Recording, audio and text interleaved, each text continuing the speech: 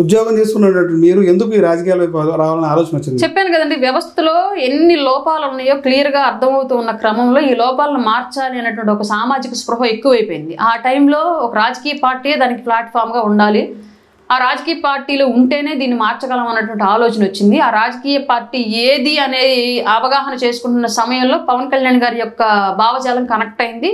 ఇంకా ఆయనతో పాటు రాజకీయంగా అడుగులు వేయడం మొదలైంది. మీరు ఈ రాజకీయాలు వచ్చిన తర్వాత 2014 నుంచి ఇప్పటి వరకు అంటే 19 నుంచి ఇంకొంచెం బాగా స్పీడ్ అయ్యారు కదా మాట పరంగా, కానీ ఈ ప్రభావం మీ పిల్లల మీద ఏమైనా పడిందంటారా? నా పిల్లల్ని ఇప్పటి వరకు బయటికి చూయించను ఒకటి. రెండోది, అసలు రాజకీయాలు వాళ్ళని ఎట్టి పరిస్థితుల్లో మాట్లాడేవని, ఈవెన్ పవన్ కళ్యాణ్ గారికి కూడా వాళ్ళని జైకొట్టనివ్వండి.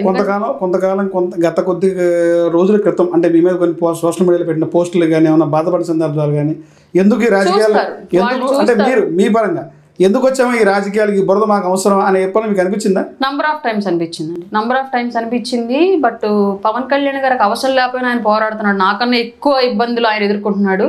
బట్ ఇవాళ వ్యవస్థలో నాకు అవసరం, నాలాంటి వాళ్ళందరికీ అవసరం కాబట్టి నా కోసం నేను పోరాడకపోతే ఎలాగా అని చెప్పేసి ఆలోచిస్తూ పవన్ కళ్యాణ్ గారు వెంటనే నడుద్దామని చెప్పేసి ఆయన చూసే ప్రతిసారి నాకు నేనే మళ్ళీ కంబ్యాక్ అవుతూ వచ్చానండి. మేడం, ఈ ఎన్డీఏ కూటమి అనేది 5 ఏళ్ల పాటు సక్సెస్ నడుస్తుంది అంటారు?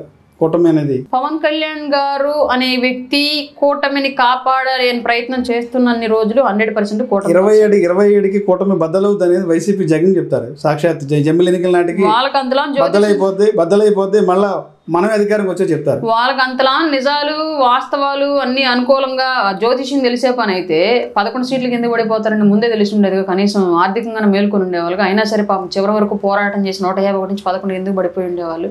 ఇట్లాంటి జ్యోతిష్యాలని చెప్పే ఇప్పుడు 11కి వచ్చి కూర్చున్నారు. ప్రజల మధ్యలో 5 లేపేసి అటు ఒకటి పెట్టారు. మళ్ళీ జ్యోతిష్యాలు చెప్తా ఉంటే చివరి 1 లేపేసి ఫస్ట్ 1 పెడతారు. మేడం, ఫైనల్గా చెప్పండి, రేపు జనవరి 23 నుంచి జగన్మోహన్ రెడ్డి జనాల్లోకి వస్తానని చెప్తున్నారు. జనాల్లోకి వస్తే ప్రజలు ఎలా ఉంటుందంటారు రిసీవింగ్? జనవరి 23 నుంచి జనాల్లోకి వస్తారంటే మళ్ళీ ఏమైనా రాష్ట్రానికి ఉపద్రవం వచ్చే ఏమైనా శవాలు రాబోతున్నాయండి? అంటే జగన్మోహన్ రెడ్డి బయటకు రావాలంటే శవం ఉండాలి క్లియర్గా. శవం లేకపోతే ఆయన రాడు. ఇప్పటి వరకు మీరు ఒక సందర్భం చెప్పండి, శవం లేకుండా ఆయన బయటకు వచ్చిన సందర్భం పోనీ మీరే చెప్పండి, నాకు తెలియదు అనుకోండి. సపోజ్ ఆల్రెడీ పొలిటికల్గా ఆయన చేసినటువంటి యాత్ర శవాల యాత్రే చేశాడు. శవాన్ని ఎదురుగా చూపించేసి ఓదార్పు యాత్ర పేరుతో చేశాడు. తర్వాత మళ్ళీ బాబాయిని వాళ్లే చంపేసుకొని ఆ శవాన్ని పెట్టేసి ఆ బురద టీడీపీ మీద జల్లేసి గెలుపుకి వచ్చేసారు. ఆ తర్వాత మళ్ళీ కోడికెత్తిన ఆయన గుర్చించుకోపోయి నన్ను చంపేయడానికి ప్రయత్నం చేశారు, అదొక డ్రామా ఆడారు. ఆ తర్వాత ఇప్పుడు మళ్ళీ ప్రతిపక్షంలో అక్కడ విపక్షంలో కూర్చోబెట్టిన తర్వాత ఇవాళ కూడా అక్కడ వినుకొండ దగ్గర ఎవరో 2 వ్యక్తిగత కక్షల ద్వారా చంపుకుంటే ఆ శవాన్ని చూసుకొని ఫస్ట్ టైం బయటకు వచ్చాడు. మళ్ళీ బుడమేరు వరదలు వస్తే కానీ బయటికి రాలేదు. మళ్ళీ సేమ్ ఇట్లాగే రాష్ట్రంలో ఎక్కడైనా శవం ఉన్న సందర్భంలో ఆయన రావాలి అంటే ఒక సాడ్ మూమెంట్ క్రియేట్ అవ్వాలి స్టేట్లో. ఆనందం మూమెంట్లో కానివ్వండి, లేదంటే ఏదైనా ఉద్యమాల గురించి కానివ్వండి, సామాన్యుల గురించి ప్రశ్నించడానికి కానివ్వండి, ప్రభుత్వం ఏదైనా తప్పిదం చేస్తుంటే ఈ తప్పిదం మీరు చేస్తున్నారని చెప్పి చెప్పడానికి కానివ్వండి, ఆయన రావట్ల బయటికి. ఆయన బయటికి రావాలంటే శవం ఉండాలి. మంచినీళ్ళు దొరకని ప్రాంతాల్లో కూడా ఈరోజు మద్యం దొరుకుతుంది. అంటే రాష్ట్ర ప్రజలు తాగుబోతులు చేయడానికే కూటమి ఈ నిర్ణయం తీసుకుందంటారు? ఇది మీరు యాక్చువల్గా ఏజెన్సీ ప్రాంతాలు చూస్తే త్రాగునీరు లేని ప్రాంతాలు కూడా ఉన్నాయి, కానీ ఆ ప్రాంతాల్లో మద్యం షాపులు అయితే ఉన్నాయి. అదే క్వశ్చన్ నేను మిమ్మల్ని అడుగుతున్నాను. తాగునీటికి సంబంధించి ఏ రోజు అడుగు బయట పెట్టినటువంటి వ్యవస్థ మద్యం కోసం ఎందుకు అన్ని అడుగులు ముందుకేసి తాగడానికి ఉన్న ఇంట్లో సామాన్లంతా తగలేసుకుంటుంది? పౌరుడు మారాలి. ఫస్ట్ పౌరుడు మారి ఉచితాల పేరుతోటి ఈ మత్తులో జోగడం అలవాటు మానేసుకుంటే ఖచ్చితంగా ఈ మద్యం అనే మహమ్మారిని ఎక్కడి నుంచైనా తరిమేయచ్చు. కానీ వాళ్ళ వ్యవస్థలో వ్యక్తిలో ఉన్నటువంటి మనస్సులో మార్పు రావట్లా. వ్యవస్థలో మార్పు రావాలి అంటే నాలో మార్పు లేనిది నాకు ఎదురున్నటువంటి వ్యవస్థ నా కోసం ఎందుకు మారుతుంది? ఈ విషయం రాష్ట్ర ముఖ్యమంత్రి చంద్రబాబు నాయుడు కూటమిలో మెయిన్ నాయకుడు చెప్పాడు, 99 రూపాయలకే క్వార్టర్ మద్యం ఇస్తాము, క్వాలిటీ మద్యం ఇస్తాము తమ్ముళ్ళు అని చెప్పి. పదే ఎన్నికల ముందు అదొక స్లోగన్ కూడా ఉపయోగపడింది. క్వాలిటీ మద్యం ఇస్తాము, మా తమ్ముళ్ళు అన్నదమ్ములకి కష్టపడిన వాళ్ళకి రిలాక్స్ కోసం 99 రూపాయలకే క్వార్టర్ ఇస్తామన్నారు. సేమ్ అదే బ్రాండ్లో ఇవాళ కేరళలో 86 రూపాయలకే కేరళలో దొరుకుతుంది. జగన్ ఇచ్చిన బ్రాండ్లే ఈ రోజున కూటమి ప్రభుత్వం కూడా ఇస్తుంది. లేదండి, జగన్ ఇచ్చిన ముందుకి దానికి తేడా ఏముందంటారు? మద్యం గురించి నాకు అంతగా ఈ బ్రాండ్లు ఈ ఇందులో ఏమేమి ఉంటాయి నా దృష్టికి వచ్చిన ఒక విషయం చెప్తాను నేను.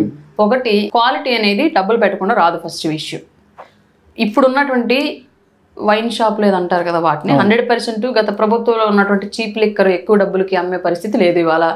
బిఫోర్ వైసీపీ గవర్నమెంట్కి ముందు ఏదైతే క్వాలిటీ మద్యం తాగామేమని చెప్పేసి అప్పుడు ఆంధ్ర రాష్ట్ర ప్రజలు చెప్పారు, ఇవాళ అవే బ్రాండ్లు మంచి బ్రాండ్లే వైన్ షాపుల్లో దొరుకుతాయి అన్నది నేను విన్న విషయం. అలాగే 99 రూపీస్కి క్వాలిటీ తక్కువ మంది అమ్ముతున్నారని చెప్పేసి ఏదో మాట అన్నారు. క్వాలిటీ మద్యం ఇస్తా అన్నారు చంద్రబాబు గారు. 99 రూపీస్ 99 రూపాయలకే క్వాలిటీ క్వార్టర్ మద్యం ఇస్తా అన్నారు.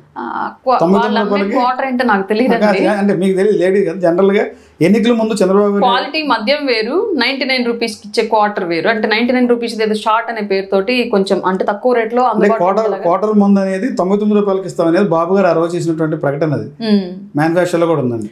99 రూపాయలకి అనేది సేమ్ అదే మందు పక్క రాష్ట్రం కేరళలో 84 రూపాయలకి అమ్ముతున్నారు.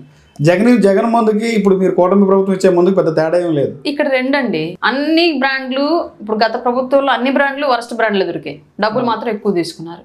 ఇవాళ అలాంటి సిచ్యువేషనే ఉందా? అన్ని బ్రాండ్లు అట్లాంటి చీప్ క్వాలిటీ ఉన్నాయా? ఫస్ట్ ఇది ఒకటి మనం మెన్షన్ చేసుకోవాలి. ఇంకొకటి 99 రూపాయలకే మద్యం అడుగుతున్నారు, క్వాలిటీ ఇవ్వలేదని చెప్పేసి మాట్లాడుతున్నారు. ఇది ఎంతవరకు పాజిబుల్ అయ్యిద్ది అన్నది ఫస్ట్ మనం ఆలోచించాలి. 99 రూపాయలకి క్వాలిటీతో ఇవ్వడం సాధ్యమయ్యే విషయమేనా మొదటిది? లేదంటే అందులో క్వాలిటీ ఏంటో నాకు తెలియదు. దీని మళ్ళీ ఎవరైనా కాంట్రవర్సీగా మాట్లాడినా క్వాలిటీ ఇస్తున్నాం కదా ఎవరైనా నాకు సంబంధం లేదు అసలు. నాకు అలాగే మా వారికి కూడా లేదు కాబట్టి అలవాటు నాకు సంబంధమే లేదు. ఈయన అడుగుతున్నారు నేను చెప్తున్నాను అంతే. జనరల్ గా మా వారికి అలవాటు ఉన్నాయి, ఏదైనా కొంచెం నాలెడ్జ్ ఉండేది అని తెలియదు నాకు. మా వారికి కూడా అలవాటు లేదు కాబట్టి మీరు అడిగారు నేను చెప్తున్నాను.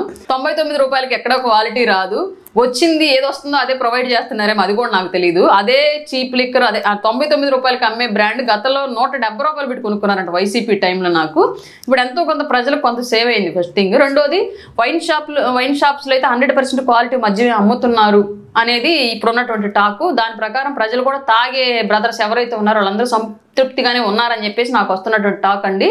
బట్ ఈ క్వాలిటీలు